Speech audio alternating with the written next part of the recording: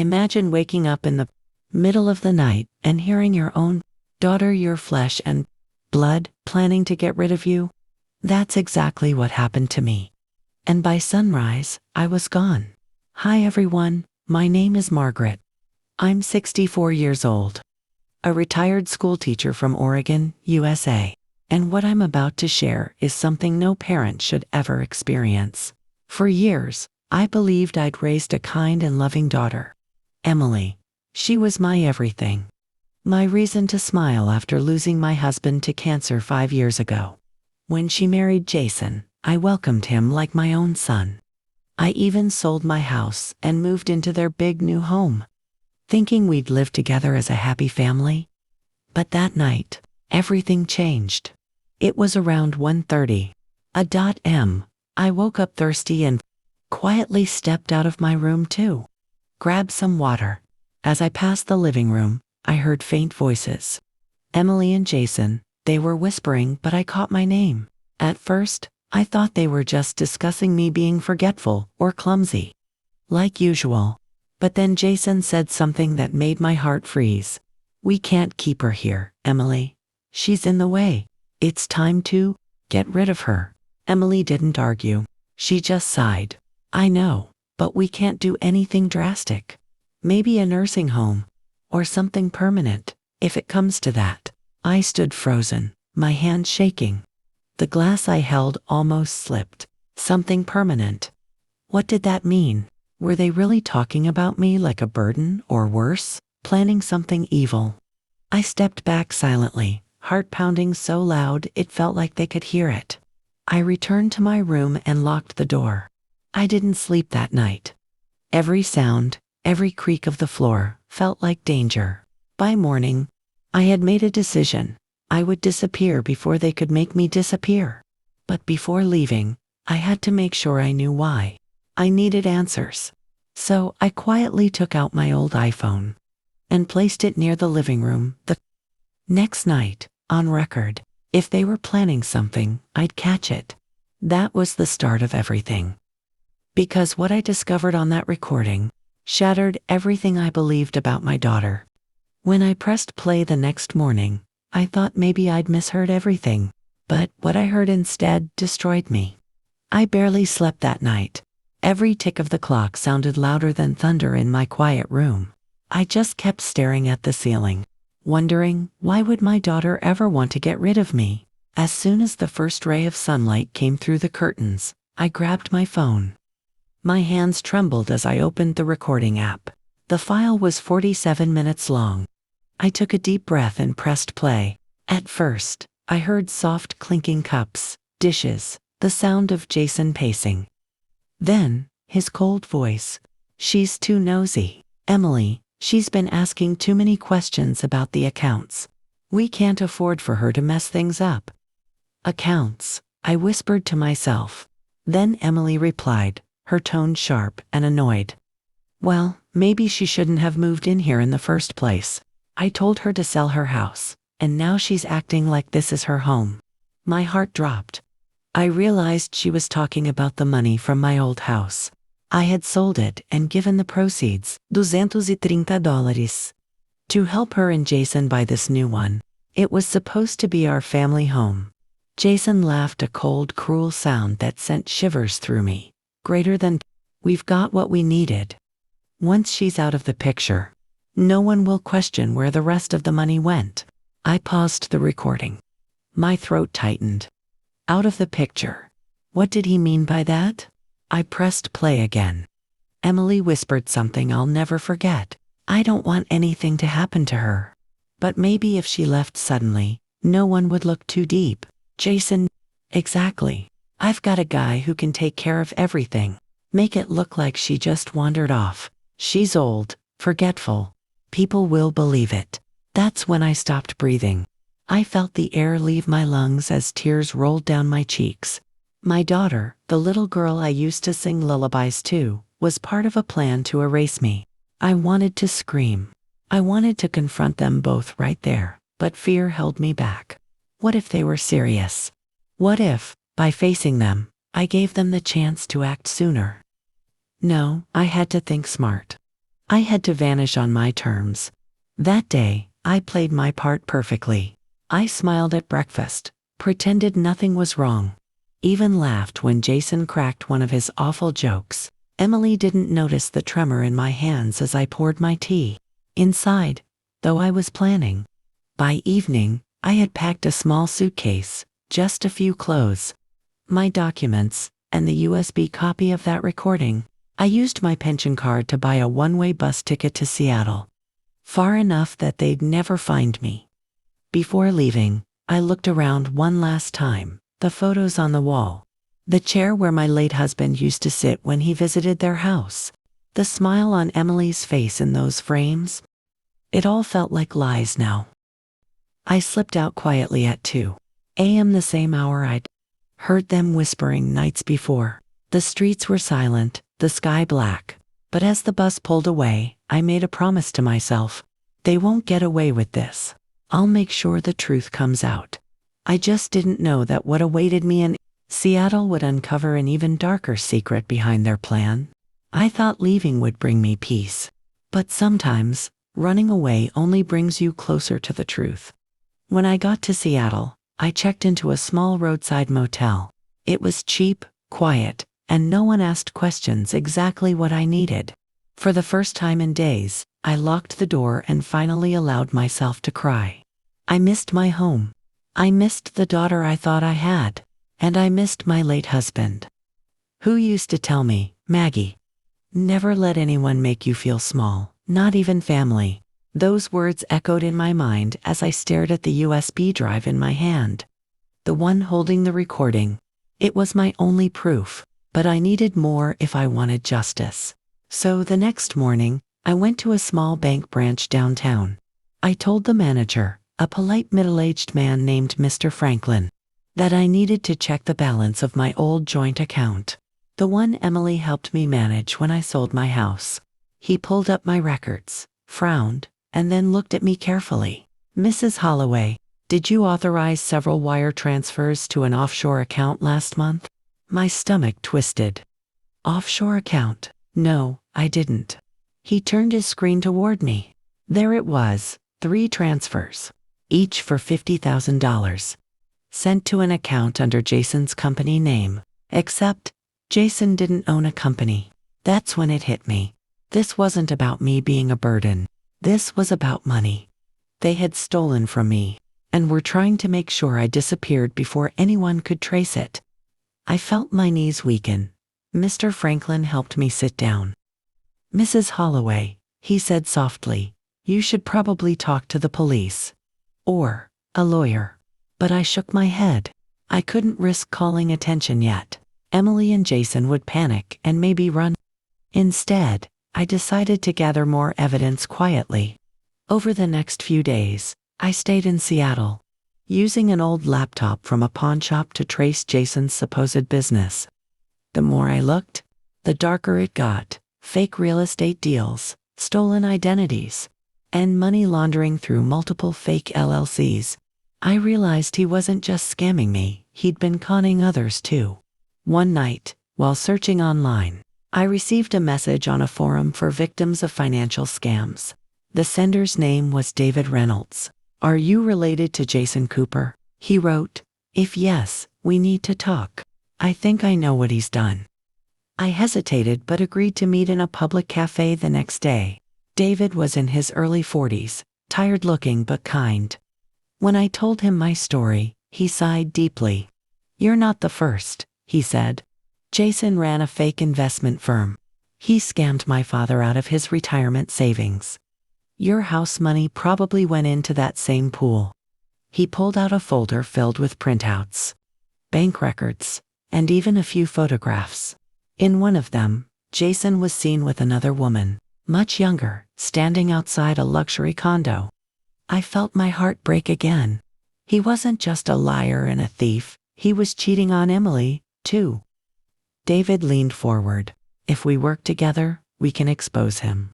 I've already been talking to a private investigator. We just need proof, someone on the inside." That's when I got an idea. Risky, dangerous, but perfect.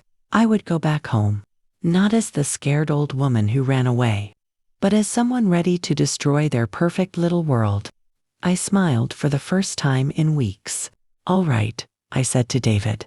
"Let's bring Jason Cooper down and make my daughter see who she really married."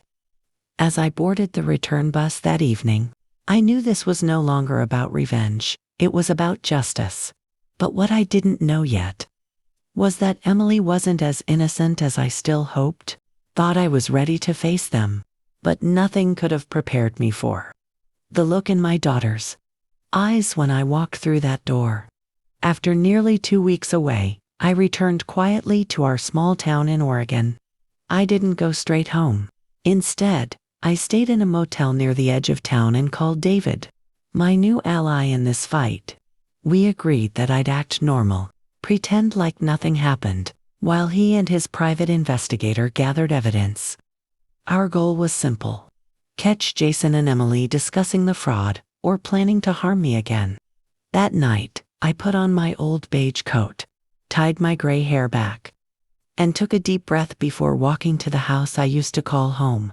My heart pounded the entire way. When I reached the door, I hesitated. Would they be shocked, angry, guilty, or worse, relieved I wasn't dead? I rang the doorbell. After a few seconds, Emily opened the door, and her face went pale like she'd seen a ghost. "Mama, you're alive." I forced a sad smile. "Of course I am, sweetheart. Where else would I be?" Jason appeared behind her, trying to mask his shock with a fake smile. "Margaret, we were so worried. The police were even looking for you. We thought maybe you'd gotten lost or—" He trailed off. His act was good, but not good enough. I could see the flicker of fear in his eyes. I stepped inside, slowly, scanning the living room. Everything was the same, except the family photo on the shelf. The one of me, Emily, and her dad, was gone. That told me everything. I sat down calmly. "Well," I said softly, "I figured I'd come back and explain. I needed some time to clear my head after your conversation that night." Emily froze. Jason's jaw tightened. "What conversation?" he asked, his voice low. I smiled faintly. "The one where you two discussed getting rid of me." The color drained from Emily's face. Jason stood up quickly. "You must have misunderstood, Margaret. We were just stressed." I interrupted him, my voice firmer this time. "Oh, I didn't misunderstand anything. I recorded it." The silence that followed was suffocating. Emily began to shake, tears forming in her eyes. "Mom, please, you don't understand."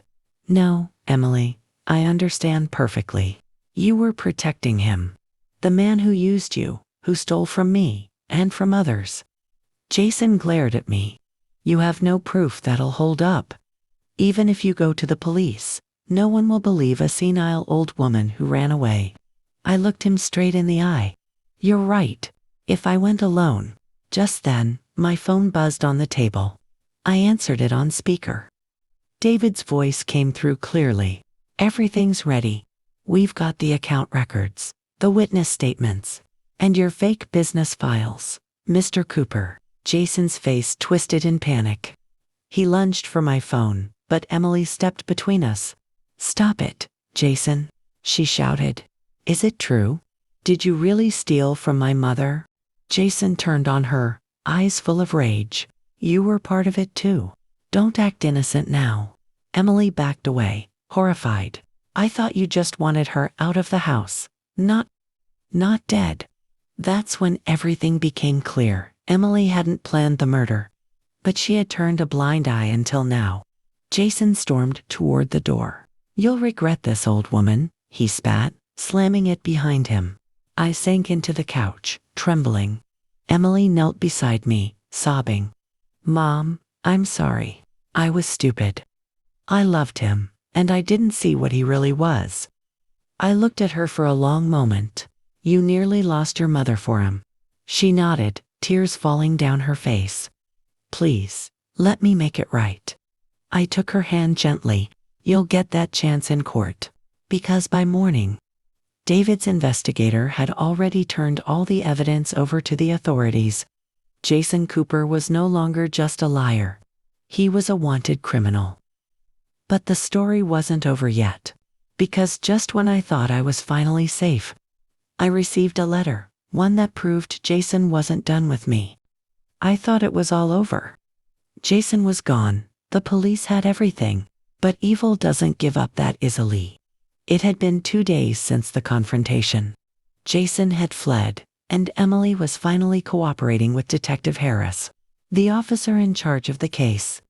David and his investigator had done incredible work. The fake companies, the offshore accounts, and the stolen funds were all traced back to Jason. For the first time in weeks, I could breathe again. Emily stayed with me that night. We talked, cried, and tried to rebuild some of what was broken. She told me everything, how Jason had manipulated her, made her believe he was investing my money for family security, and convinced her that I was unstable. Whenever she questioned him, she was ashamed, but I could see genuine regret in her eyes. By dawn, I finally drifted into a deep sleep on the couch. But when I woke up around 6 a.m., there was something strange. An envelope slipped under the front door. My heart skipped a beat. I picked it up slowly. My name was written across the front in Jason's handwriting. No return address. No stamp. Emily came out of the kitchen, coffee cup in hand. "What's that, Mom?" "I don't know," I whispered, tearing it open carefully.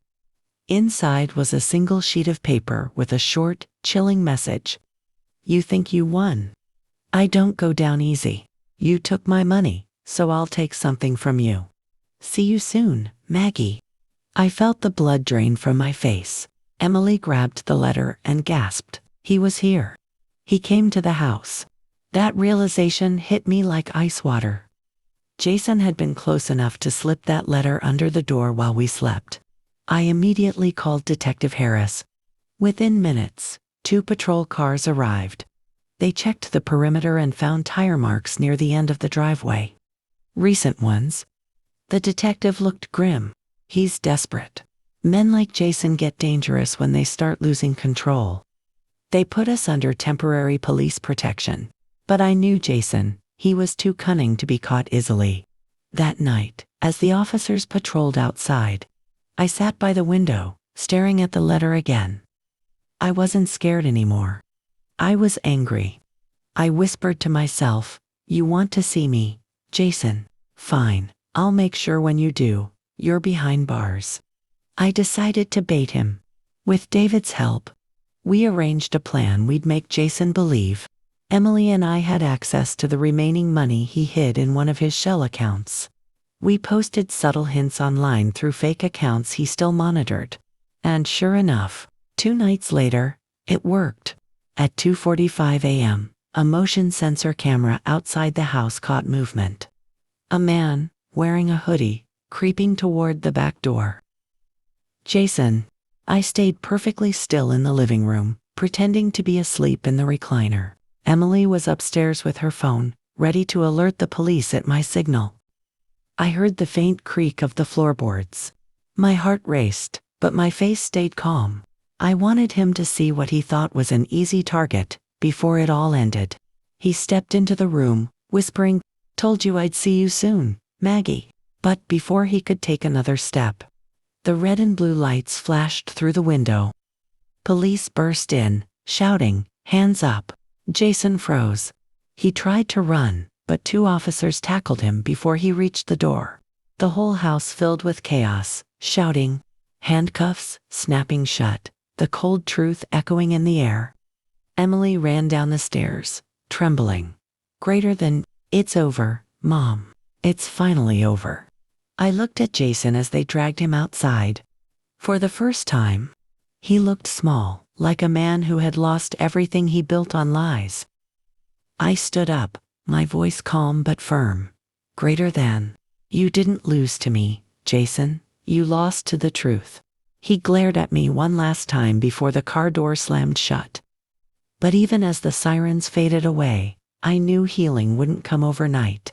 Jason might be gone, but the betrayal, the pain, and the cracks he left behind, those would take time. Still, I was ready to face it all. Because this time, I wasn't running anymore. Revenge might give you satisfaction. But truth, justice, and forgiveness, they give you peace. The morning after Jason's arrest, I woke up to the sound of silence. No fear, no whispers, just calm. For the first time in months, the air in the house felt lighter. Emily and I sat by the window, sipping coffee, both of us too drained to speak. When I finally looked at her, she whispered, "I'm so sorry, Mom." For everything? Her eyes were swollen from crying, but there was sincerity there. A kind of regret that only comes when you've truly learned the hard way. I reached out and took her hand. Greater than, "We both made mistakes, Emily. I trusted too easily, and you loved too blindly. But we'll move forward together." That's when Detective Harris called. Jason was in custody, charged with fraud, embezzlement, and attempted conspiracy to harm a senior citizen. The police had recovered evidence from his laptop, confirming everything we'd suspected: the fake companies, the stolen funds, and even the messages he'd sent to his contact to get rid of me. The next few weeks passed like a blur. David helped our lawyer prepare the case, while Emily agreed to testify against Jason in exchange for immunity. She handed over her phone records, emails, and financial documents, proving she had been manipulated and controlled by him. When the trial began, I attended every hearing. I needed to see justice done, not just for myself, but for every person Jason had scammed. The courtroom was cold and quiet that morning. Jason sat at the defense table, wearing a wrinkled suit and a smirk that didn't quite hide his defeat. When our lawyer played the recording, the one where he talked about getting rid of me, the entire room fell silent. Jason's face went pale. Emily broke down on the witness stand, her voice trembling. Greater than, "He made me believe my mother was losing her mind. He said she was dangerous, and I believed him. I'll never forgive myself." When it was my turn to testify, I walked up slowly, looked Jason right in the eyes, and said, "You took my trust, my home, my peace, and tried to take my life. But you didn't break me. You showed me how strong I could be." He didn't say a word. He just stared down at the table. By the end of the week, the jury found him guilty on all counts. Jason Cooper was sentenced to 25 years in federal prison. When the judge read the sentence, I felt a single tear roll down my cheek, not from sadness, but from relief. After the trial, David came up to me and said softly, "You did it, Margaret. You brought down a man who's hurt dozens of families." I smiled, looking at Emily, who stood beside me, holding my hand tightly. "Greater than, we did it," I said. "And now, it's time to start living again." It's been a year since that day. Emily and I moved to a quiet cottage near Portland, Oregon. I started teaching part-time. Again, helping senior citizens learn computer basics at the community center. Emily volunteers there too, helping others avoid scams like the one she fell into. She's rebuilding her life piece by piece, and for the first time in a long while, I see my daughter, the real Emily, again. Sometimes, at sunset, I sit on the porch and watch the light fade over the hills. I still think about my late husband, and I hope he's proud of how we made it through. I kept that old recording not as a reminder of betrayal, but as proof that truth always finds its voice. People ask me if I ever got revenge. The truth is, I didn't need to. Life did it for me. All I had to do was survive and tell my story. I woke up to my daughter and her husband discussing getting rid of me. I disappeared before morning.